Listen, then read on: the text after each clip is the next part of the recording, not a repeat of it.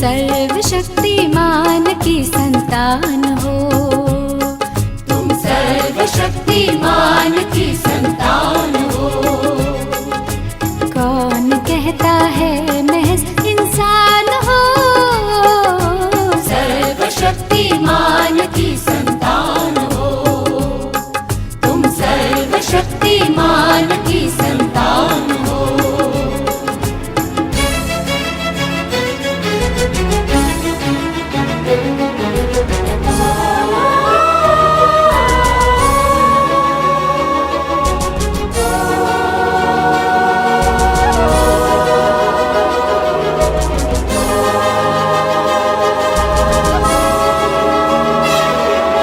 ख्यालों में शोला है, चिंगार है, सोच में एक सुबह प्यारी प्यारी है।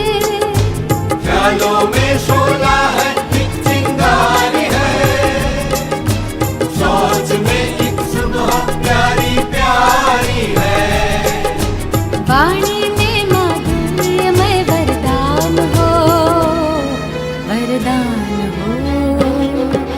सर्वशक्तिमान की संतान हो, तुम सर्वशक्तिमान की संतान हो।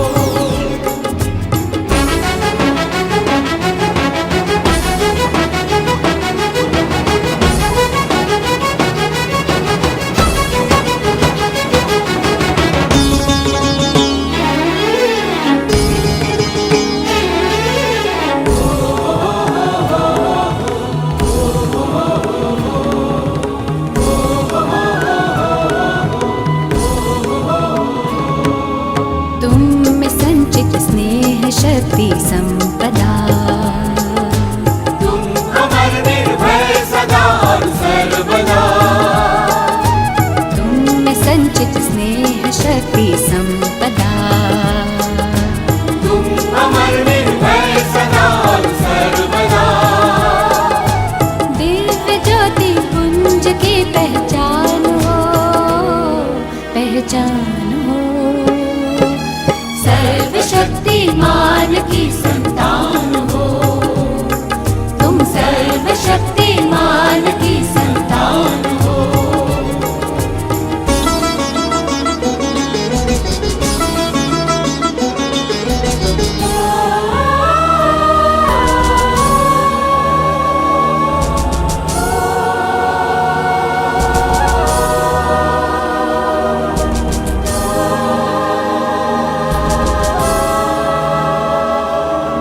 ठान लो तो क्या जो कर सकते नहीं, कौन सी पीड़ा जो हर सकते नहीं। ठान लो तो क्या जो कर सकते नहीं, कौन। ओम शांति। गतकाली आमे बुझिले कि राजयोगरे आत्मा से सर्वशक्तिर स्रोत परमात्मा सह मिलनर आधार अनेक शक्ति प्राप्त करे। आ से शक्तिर प्राप्ति सह आत्मा भितरे जो अनेक जन्म जन्मांतरर देहर अभिमान आधाररू आमे जहाँ भी विकर्म करिजे, विकर्मर संस्कार रही जाइछि, तार दाग लगी जाइछि, से सबू को विनाश करिबारे, भस्म करिबारे राजयोग सहयोगी हुए। केमिति वर्तमान जदि आमे राजयोगर शिक्षा ग्रहण करिबा, परमात्मांकर दिग्दर्शन रे जीवन रे वृत्ति हे जिबा, तांकर शिक्षा को आम जीवनर ध्येय माने करिबा, तेबे हुए तो वर्तमान समय रे आमे जीवन रे देहर अभिमान रवश विकर्म करिबारु वंचित हवा, निजको सेथिरु बंचेई दे परिबा। किंतु आगुरु जहा हे जाइछि, आम जानतरे बा अजानतरे जहा हे जाइछि, ताको भस्म करिबार स्रोत हैला, भस्म करिबार शक्ति हैला से सर्वशक्तिर स्रोत। पर्यंत आमे समस्ते तो भगवान संतान। से परम पिता सर्वशक्तिमान भगवान तांकर संतान हवा सत्वे ए पर्यंत काहींकी भस्म हेनी आ एबे केमिति हबो जेमिति गोटे लेंस को आमे जदि कागज उपरे रखुचे से कागजटी गत 4-5 दिन हैला बाहरे बगीचारे पड़ीची सूर्यर किरण तले ही पड़ीची आउ 5 दिन परे जेतेबेले आमे बगीचा को जाउचे सकाळर खरा पड़ीची आउ सेही समय रे गोटे लेंस नहीं कि ता उपरे रखुचे कौन तार परिणाम होची कागजटा पोड़ी जाउची कारण सूर्यर किरण एकाग्र हबारु कागजटा पोड़ी जीवा संभव हैला। एही 5 दिन जाक सूर्यर किरण तले थिला किंतु पोड़ू नथिला भस्म ही नथिला। आ आजी जेतेबेले लेंसटा ता ऊपर रखा हैला सूर्यर किरण एकाग्र हेकिरी से कागजटी को जळै देला पोड़ी देला। सेमिति आमे समस्ते अवश्य सर्वशक्तिमान भगवान कर संतान किंतु सर्वशक्तिमान भगवान कर सर्वशक्ति को ग्रहण करिबा पई राजयोगर आधार रे आमे जेतेबेले एकाग्र होउचे से परम सत्तांक सह से शक्ति को ग्रहण करचे धारण करचे जहा आमर विकर्म को भस्म करछि आ तेबे जाइकिरी आत्मा तार जो निजर मौलिक गुण सह आत्मा निज स्वरूप को जागृत करुछि निजर स्वरूप रे स्थित हो पारुछि। राजयोगर अभ्यास रे आमे बहुत शक्ति प्राप्त करते। को शक्ति आज जदि आमे समाज रे देखिबा केते प्रकार शक्ति विद्यमान धन को भी गोटे शक्ति कहा जाउछि आम मान पोस्ट पोजिशन से भी गोटे शक्तिर परिचय दूची जनशक्ति से भी गोटे परिचय आम शारीरिक शक्ति ये भी शक्ति किंतु आमे अनुभव करुचे ए सब प्रकार भौतिक शक्ति थिबा सत्वे आज मनीष जीवन यात्रा रे को ना को स्थान रे थकी जाए। धनर शक्ति अच्छी जदि कौन सी असाध्य बेमारी रे परिवार रे के शिकार होती केते धन खर्च कले भी से स्वास्थ्य फेरी पाउने आमे आउ शारीरिक शक्ति अच्छी किंतु जदि कौन सी समस्या हो जाए घरे कई देह त्याग करती अकाल मृत्यु कहार घटे तेबे घरे शांति न थाए घरे गोटे वातावरण रे विशृंखला आसी जाए। तेबे आज आमे समस्ते अनुभवी एते प्रकार शक्ति थिबा सत्वे बहुत किछि अभाव ए समाज रे अछि। से समय रे आमे भगवान को भी शक्ति रा कामना करती भगवान का ठारू शक्ति मागंती इतना शक्ति हमें देना दाता भगवान को मागंती हमको मन की शक्ति देना मन विजय करे अर्थात आमे को शक्ति चाहती वर्तमान मानसिक शक्ति आंतरिक शक्ति तथा आध्यात्मिक शक्ति और से शक्ति जहाँकि आम जीवन सामर्थ्य अनुभव कराए अनेक प्रकार समस्या को समाधान करने पाई आमे निजे आम मानसिक स्थिति आधार रे समर्थ हो पारती। से कहा जाए राजयोग शिक्षा द्वारा आमर लाभ कौन हुए कहा जाए 3 डायमेंशनल लाभ प्राप्ति कौन ना प्रथमे आमे निज मन को संतुलित कर पारती आम इंद्रिय मान को आम आयत्त रे रखि पारती तारी आधार मनरे बहुत संतुष्ट आसे, तारी आधार आम बहुत खुशी होती, मनरे बहुत संतुष्टता आसे। द्वितीयटी है आमे आम परिवार सहित अनेक संबंधी सहित रहती राजयोगर शिक्षा आधार आमे निजको आत्मार मान्यता दे अन्य को भी आत्मार दृष्टि रे देखिबा शिखी जाती, जहा आधार आमे बुझीगले भितरे कि प्रत्येक आत्मा अनेक विशेषता संपन्न, प्रत्येक भितरे कम से कम 7टी आत्मार 7टी मौलिक गुण तो अच्छी ना, अन्यर गुण देखिबार अभ्यासी हवा आधार गुणदर्शी हवा आधार आमे अन्यक सह भल व्यवहार करके रही पारंती। परिवार रे बा समाज रे आम द्वारा कौन सी प्रकार विशृंखला सृष्टि हुएनी, केमिति भी परिस्थिति हो, केमिति भी व्यक्तित्व हो, तांकर विशेषता को दर्शन करने आधार रे आमे सुखरे जीवन यापन करि पारंती। आम पारिवारिक जीवन भी सुखद होबार संभावना हो पाए।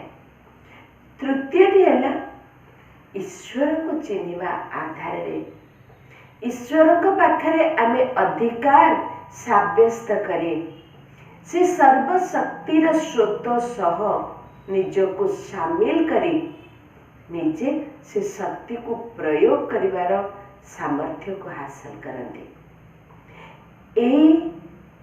प्राप्ति आधार रे आमे जीवन रे अनेक शक्ति ग्रहण करती, जो शक्ति झिमिटी खेलरू महाभारत भली अनेक छोट बड़ समस्या आमको रक्षा करता है, समाधान करिवार उपाय बतई देता है। आज विशेषकर अष्ट शक्ति संबंध में शुणा जहाँ राजयोगर आधार रे प्राप्ति है। प्रथमटी है सहन शक्ति। कहा जाए जीवन रे सफलता पाई प्रथमे सहिबार शक्ति दरकार।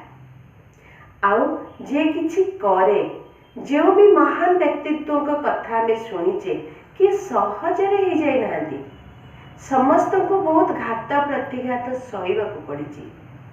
एबे गोटे पत्थर को जेतेबेले मूर्ति तैयारी करे मूर्तिकार, केते निहण मुनारे केते कुठार घात ताकू सहिबाकू पड़े। बहुत माड़ खाई खाई के ही से गोटे निखुण मूर्ति तैयारी हो पारे। सेमिति आम पाखरे असीम सहिबार शक्ति जागृत हुए, कारण आज परिवार रे छोट छोट कथा सहिबा अभाव विशृंखला हो जाए। सासू कहे कि बहुर कथा शुणी होनी, बहु कहे सासू का कथा सही होनी। छोट कथा सेमिति कौन सी कार्यानुष्ठान रे आमे जदि सहिबानी आमे आगो को बढ़ी पारिबानी। गोटे आंब गछ फलंती गछ कहा जाए, फलंती गछ जो बहुत फल लदी होता है से स्वतः नई पड़े। आउ से फल तोलिबा को पिला माने टेका पत्थर पकाती, तेबे भी सी दिए। किए गला ता डालरू आंब डाल पत्र आदि नहीं आसती, ताको छिंडे के आनती, कष्ट हो नथुबो, तेबे भी सी दिए। कहा को से गछर छाली दरकार नहीं गले, तेबे भी दिए। और सब वर्ष फल ही दिए। आमको से भली ए शक्ति रे भरपूर हबार सामर्थ्य आम भितरे नम्रता आने एवं सहिबार शक्ति आम पाखे अजस्र आसी जाए। आ तार आधार है आमर समस्त प्रति दयार भावना, प्रेमर भावना, जहाँ अफुरंत सहिबार शक्ति आमको जोगे थाए। द्वितीयटी है सबु परिस्थिति रे सम्मेबार शक्ति, एडजस्टमेंट पावर। आम जानिछे ନଦୀ ତାର ଚଲାପଥ ହୁଏତ କେଉଁ ପାହାଡ଼ରୁ ବାହାରିଛି, ତାର ଲକ୍ଷ୍ୟ ହେଲା ହିଁ ସମୁଦ୍ରରେ ମିଶିବ, କିନ୍ତୁ ସେ କେମିତି ବି ରାସ୍ତା ହଉ, ପାହାଡ଼ିଆ କଣ୍ଟକମୟ, କେଉଁଠି ଗଡ଼ାଣି ଅଛି, କେଉଁଠି ପଥୁରିଆ ଅଛି, ସେ ସବୁକୁ ପାର କରିକିରି ଯାଇକିରି ସମୁଦ୍ରରେ ମିଶିଯାଏ। ଆଉ ସମୁଦ୍ର ସବୁ ନଦୀର ପାଣିକୁ ତା ବକ୍ଷରେ ସ୍ୱୀକାର କରେ। କାହାକୁ କହେନି ଏ ତ ଗୋଳିଆ ପାଣି, ତୋର ଲୁଣିଆ ପାଣି, କିଛି ପାଛ ବିଚାର ନଥାଇ ସବୁ ନଦୀର ପାଣି ସମୁଦ୍ରରେ ସମିଯାଏ। ରାଜଯୋଗର ଶିକ୍ଷାର ଆଧାରରେ ଆମେ ମଧ୍ୟ ଆମ ଜୀବନର ଲକ୍ଷ୍ୟ ଧାର୍ଯ୍ୟ ହେବା ପରେ କେମିତି ବି ପରିସ୍ଥିତି ଆସୁ, କେମିତି ବି ବ୍ୟକ୍ତିତ୍ୱଙ୍କ ସହ ଆମକୁ ଜୀବନରେ ଆଗେଇବାକୁ ପଡ଼ୁ, ସବୁ ବ୍ୟକ୍ତିଙ୍କ ସହ ସବୁ ପରିସ୍ଥିତିରେ ଆଡଜଷ୍ଟ କରିବାର ଶକ୍ତି ଆମ ପାଖରେ ଜାଗ୍ରତ ହୁଏ। ତୃତୀୟଟି ହେଲା ପରଖିବାର ଶକ୍ତି। ରାଜଯୋଗର ଅଭ୍ୟାସ ଆଧାରରେ ଆମ ବୁଦ୍ଧି ଏକାଗ୍ର ହୋଇପାରେ। ବୁଦ୍ଧି ପରମ ଶକ୍ତିର ଦିବ୍ୟତାକୁ ଗ୍ରହଣ କରିବା ଆଧାରରେ ଦିବ୍ୟ ବୁଦ୍ଧି ହେଇଯାଇପାରିଥାଏ, ତୀକ୍ଷ୍ଣ ବୁଦ୍ଧି ହେଇପାରିଥାଏ, ଆଉ ତାହାରି ଯୋଗୁଁ ସବୁ ପରିସ୍ଥିତିକୁ ପରଖିପାରେ। ସବୁ ବ୍ୟକ୍ତିଙ୍କ ଭିତରେ କିଏ କେଉଁ ଉଦ୍ଦେଶ୍ୟରେ ଆସୁଛି, ଆଜି ସମାଜରେ ଆମେ ଏମିତି କେତେ ଘଟଣା ଶୁଣୁଛେ, ସେ ଏତେ ଭଲ ଭଲ ମିଠା ମିଠା କଥା କହି କ'ଣ କଲା ଯେ ଆମେ ପରେ କୁହନ୍ତି ଧୋକାରେ ଆସିଗଲେ। କିନ୍ତୁ ରାଜଯୋଗୀ ସେ କେବଳ ଦୁଇଟି ଆଖିରେ ଦେଖେନି, ତାର ବୁଦ୍ଧି ରୂପୀ ନେତ୍ର এই ଯୋଗର ଅଭ୍ୟାସ ଆଧାରରେ ଦିବ୍ୟତା ସମ୍ପନ୍ନ ହେଇ ତୀକ୍ଷ୍ଣ ହୋଇଯାଏ, ଆଉ ଯେଉଁଥିପାଇଁ ସେ ପରଖିପାରେ, ପରିସ୍ଥିତିକୁ ଏବଂ ବ୍ୟକ୍ତିକୁ ପରଖିବାର ସାମର୍ଥ୍ୟକୁ ଧାରଣ କରେ। ଯେମିତି ବଣିଆ ସୁନା ଦେଖିଲେ ବି ସେ ଜାଣିପାରିବ କେଉଁଟା ସୁନା ଆଉ କେତେ କ୍ୟାରେଟର ସୁନା।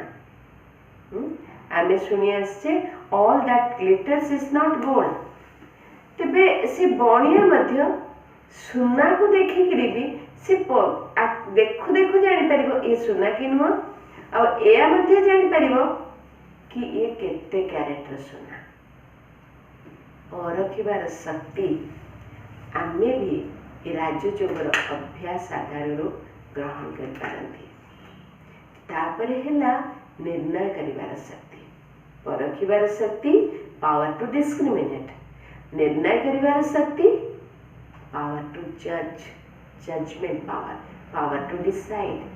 ଯେତେବେଳେ ଆମେ ପରିସ୍ଥିତିକୁ ପରଖି ପାରିଲେ, ବ୍ୟକ୍ତିର ସାମ୍ନାରେ ଥିବା ବ୍ୟକ୍ତିର ଭାବନାକୁ ବୁଝିପାରିଲେ, ତେବେ ପରବର୍ତ୍ତୀ ସମୟରେ ଆମକୁ କ'ଣ କରିବାକୁ ହେବ ସେ ଡିସିସନ୍ ନେବା ବା ଆମର ଜୀବନରେ କେଉଁ ପ୍ରକାରର କର୍ତ୍ତବ୍ୟ କରିବାକୁ ହେବ ତାର ବିଚାର କରିବାର କ୍ଷମତା ଆତ୍ମା ଧାରଣ କରିଥାଏ।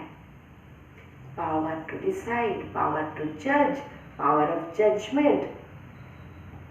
ଆତ୍ମାର ବୁଦ୍ଧିର ତୀକ୍ଷ୍ଣତା, ସୂକ୍ଷ୍ମତା ଆଧାରରେ ବିଚାର କରିବାର କ୍ଷମତା ଆସିଥାଏ।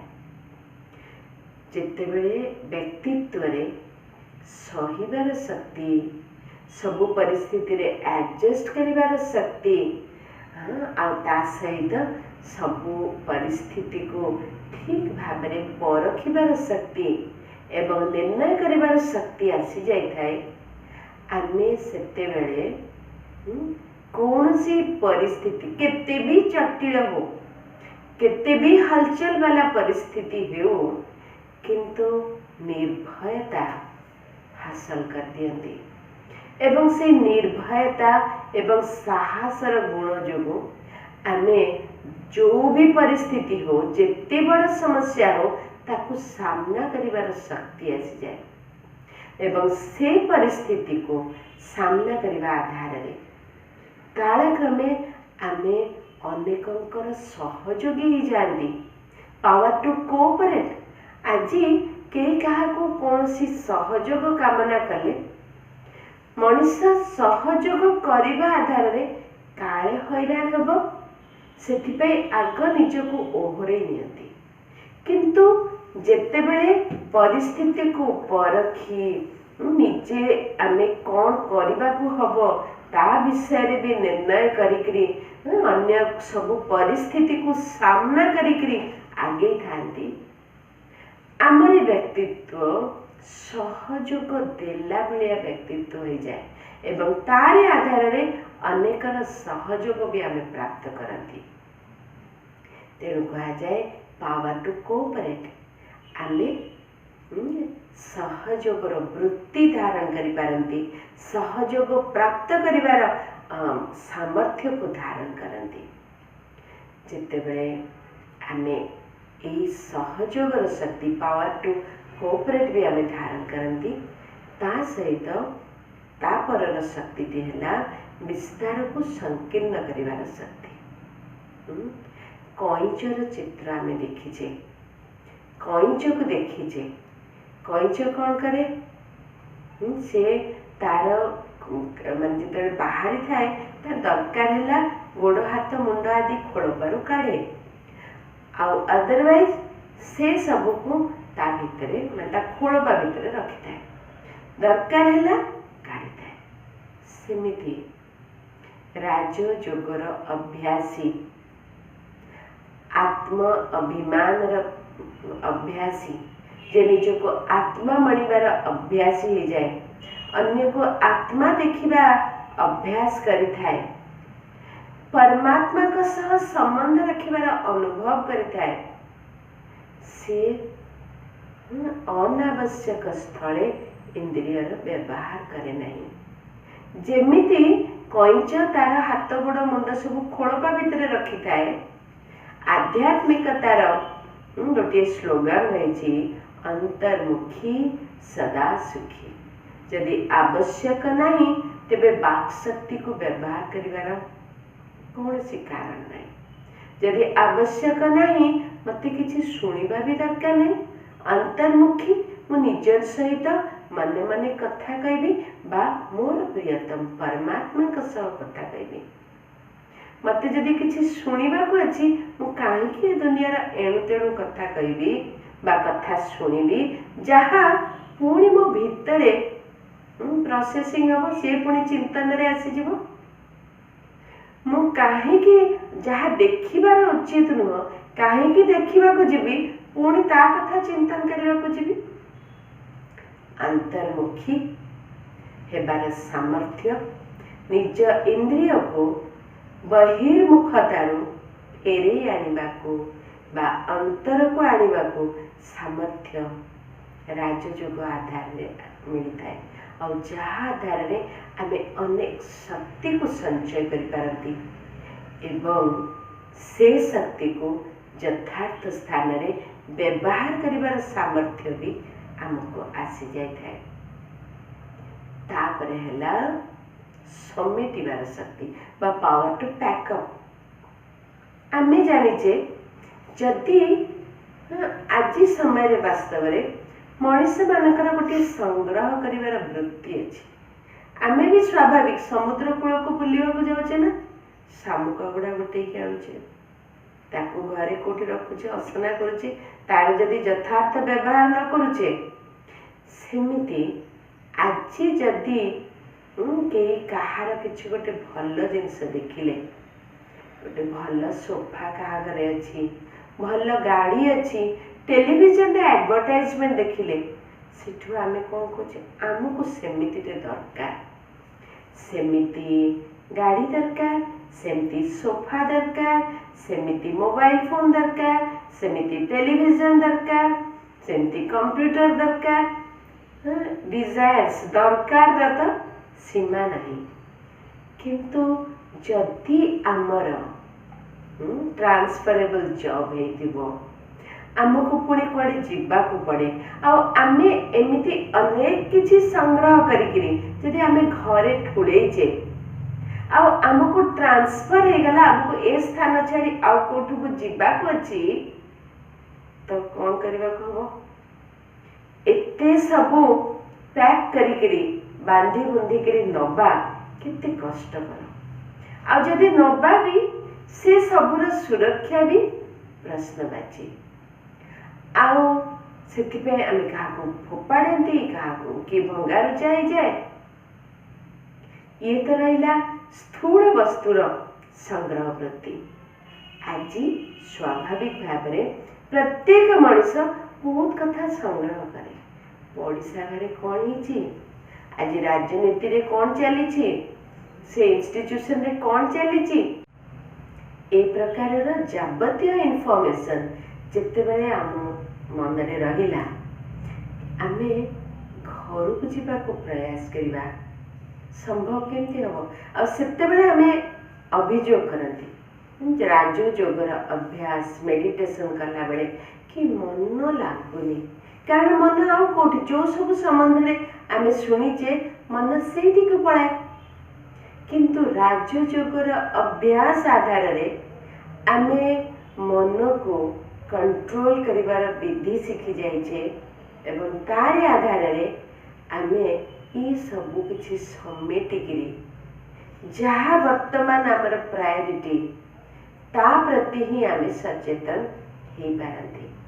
ତେଣୁ ବିଶେଷ କରି ଏଇ 8ଟି ଶକ୍ତି, ସହନ କରିବାର ଶକ୍ତି, ପାୱାର ଟୁ ଟଲରେଟ୍, ସମେଇବାର ଶକ୍ତି, ପାୱାର ଟୁ ଆଡଜଷ୍ଟ, ପରଖିବାର ଶକ୍ତି, ପାୱାର ଟୁ ଡିସ୍କ୍ରିମିନେଟ୍, ତାପରେ ପାୱାର ଟୁ ଜଜ୍ ବା ନିର୍ଣ୍ଣୟ କରିବାର ଶକ୍ତି, ସବୁ ପରିସ୍ଥିତିକୁ ସାମ୍ନା କରିବାର ଶକ୍ତି, ପାୱାର ଟୁ ଫେସ୍ ବା ପାୱାର ଟୁ ଶୋଲ୍ଡର ରେସ୍ପନ୍ସିବିଲିଟି, ସହଯୋଗର ଶକ୍ତି, ପାୱାର ଟୁ କୋଅପରେଟ୍, ତାପରେ ହେଲା ବିସ୍ତାରକୁ ସଂକୀର୍ଣ୍ଣ କରିବାର ଶକ୍ତି, ପାୱାର ଟୁ ୱିଡ୍ର, ଆଉ ସମେଟିବାର ଶକ୍ତି, ପାୱାର ଟୁ ପ୍ୟାକଅପ୍। এই ଅଷ୍ଟଶକ୍ତି ଆମକୁ ଏ ଜୀବନ ଯାତ୍ରାରେ ଅନେକ ସାମର୍ଥ୍ୟ ଦିଏ। ଆଜିର ସମାଜରେ ସମସ୍ତେ ଚାହାନ୍ତି ଗୋଟିଏ ଭଲ ଲିଡର ଯାହାଙ୍କ ପାଖରେ ସବୁ ପ୍ରକାରର କ୍ଷମତା ଅଛି। ପାୱାର ଟୁ ୱିଡ୍ର, ବିସ୍ତାରକୁ ସଂକୀର୍ଣ୍ଣ କରିବାର ଶକ୍ତି, ଯାହା ଗୋଟେ ଲିଡରସିପ୍ କ୍ୱାଲିଟିରେ ଦେଖେଇ ଦିଆଯାଏ। ଶୁଣିବାର ଶକ୍ତି, power to listen, art of listening, ଆଉ ପାୱାର ଟୁ ପ୍ୟାକଅପ୍, ସମେଟିବାର ଶକ୍ତି, ପାୱାର ଟୁ ଆକୋମୋଡେଟ୍, ତାପରେ ସହିବାର ଶକ୍ତି, ପାୱାର ଟୁ ଟଲରେଟ୍, ସବୁ ପରିସ୍ଥିତିକୁ ସହିକିରି ଯିଏ ଯେଉଁ ଇନଫର୍ମେସନ୍କୁ ଶୁଣିଲା ଧ୍ୟାନ ଦେଇକିରି ଆଉ ସେଇ ଶୁଣିବା ଆଧାରରେ ଯଦି ଆଉ କେଉଁଠି ପହଞ୍ଚିବାର ଆବଶ୍ୟକତା ଅଛି ପହଞ୍ଚି ପାରିଲା, ସେଥିପାଇଁ ତାକୁ ସହିବାର ଶକ୍ତି ବି ଦରକାର, ତାକୁ ଆଡଜଷ୍ଟ କରିବାର ଶକ୍ତି ବି ଦରକାର। ଆଉ ଇନଫର୍ମେସନ୍ ଗ୍ରହଣ କରିକିରି ଯେତେବେଳେ ଏତେ ପ୍ରକାରରେ ଇନଫର୍ମେସନ୍କୁ ଆନାଲାଇଜ୍ କରୁଛି, ତାକୁ ବିଚାର କରୁଛି, ସେଟା ଠିକ୍ କି ନାହିଁ ବୁଝୁଛି, ତାପରେ ପାୱାର ଟୁ ଡିସ୍କ୍ରିମିନେଟ୍, ତାକୁ ପରଖି ପାରିବ ଏଇଟା ଠିକ୍ କଥା କି ନାହିଁ। ଆଉ ସେଇ ଇନଫର୍ମେସନ୍ ଆଧାରରେ ଜଣେ ଡିସିସନ୍ ଠିକ୍ରେ ନେଇପାରିବ।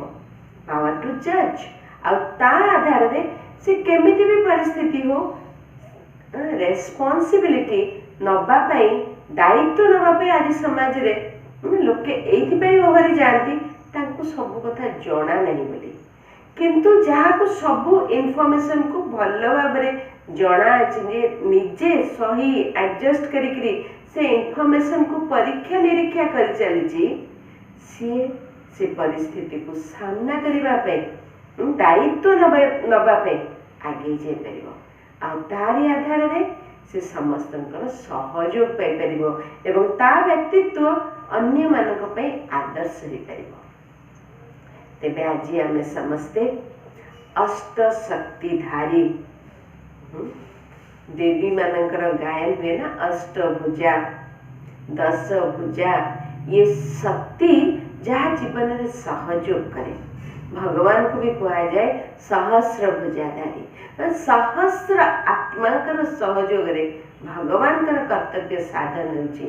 ଆଉ ଦେବୀମାନଙ୍କୁ ଦେଖେଇ ଦିଆଯାଏ ଅଷ୍ଟଭୁଜା। ଆଉ ଇଏ ସେଇ ଅଷ୍ଟଶକ୍ତିର ଭୁଜା ଯାହାକୁ ଧାରଣ କରିବାରେ ସେ ଶକ୍ତି ଗୁଣରେ ପରିବର୍ତ୍ତନ ହେଇଯାଏ।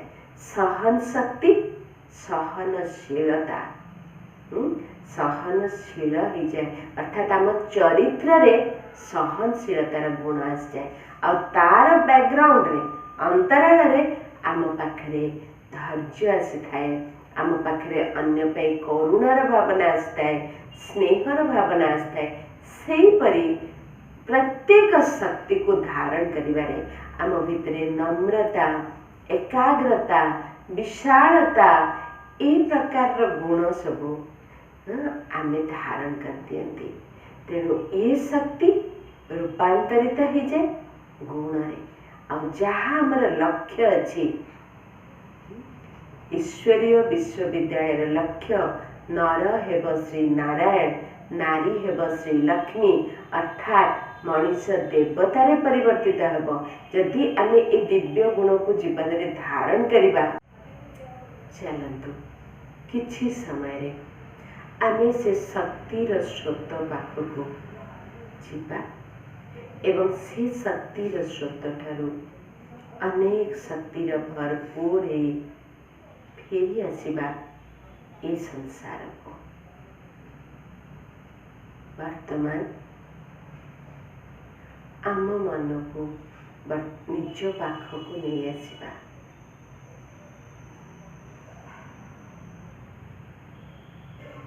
ए देहर मस्तकर मस्तिष्क भितरे तथा भ्रुकुटीर पछरे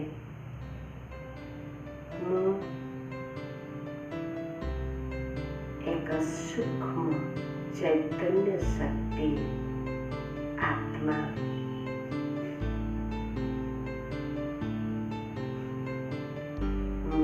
आत्मा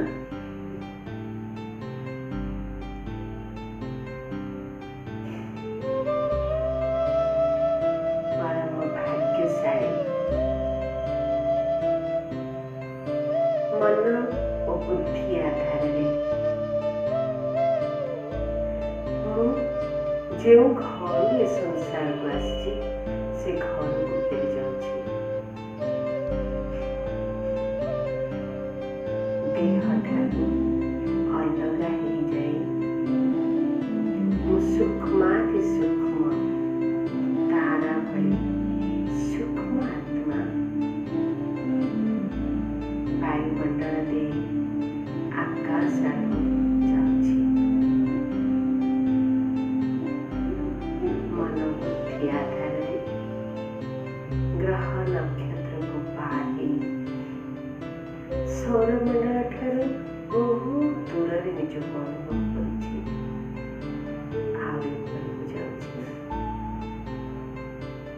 परम धाम घरे परम ज्योति परमात्मा जहाँ ठारू ज्योतिर किरण सारा परम धाम घरे विच्छुरित होछि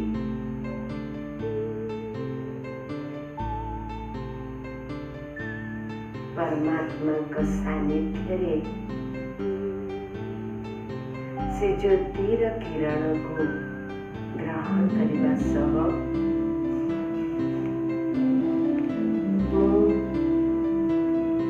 सर्वशक्तिमान छत्र छाया रे अनेक शक्तिर अनुभव करुछि शक्ति स्वरूप आत्मा सर्वशक्तिमान शिव बाबांकर छत्र छाया रे परमात्मा अंतरंगता अनुभव करने सह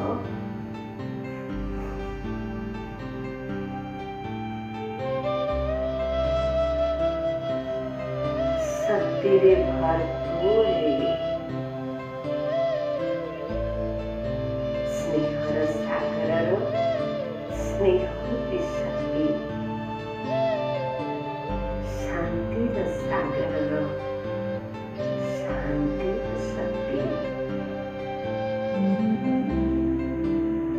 ज्ञानर सागर ज्ञान रूपी शक्ति सर्वशक्तिर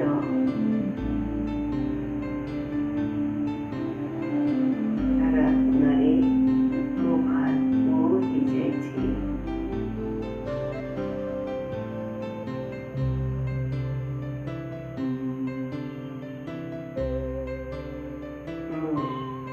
पवित्र धाम परम धाम पवित्रतार सागरर निकटतर हवा सह पवित्रतार शक्ति को भी अनुभव करुछि। मु सर्वशक्तिमान कर संतान अमूल्य आत्मा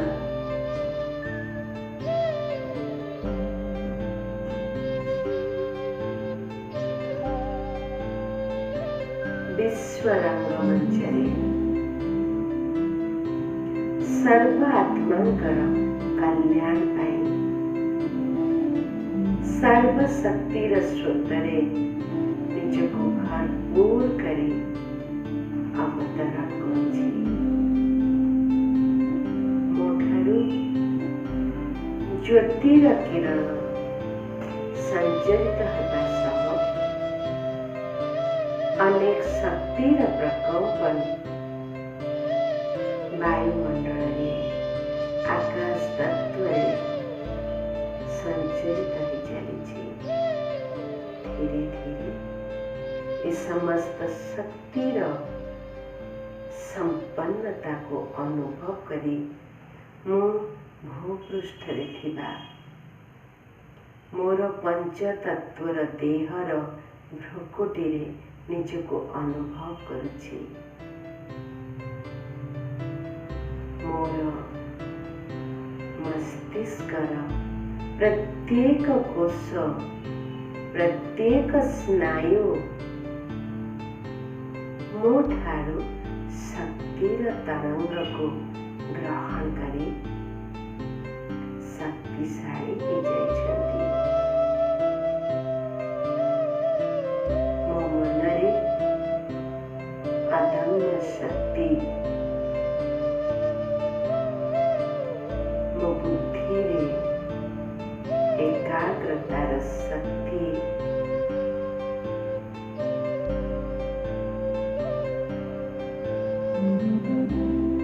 तार बुद्धिरूपी नेत्र को सदा उन्मुक्त कर देछि।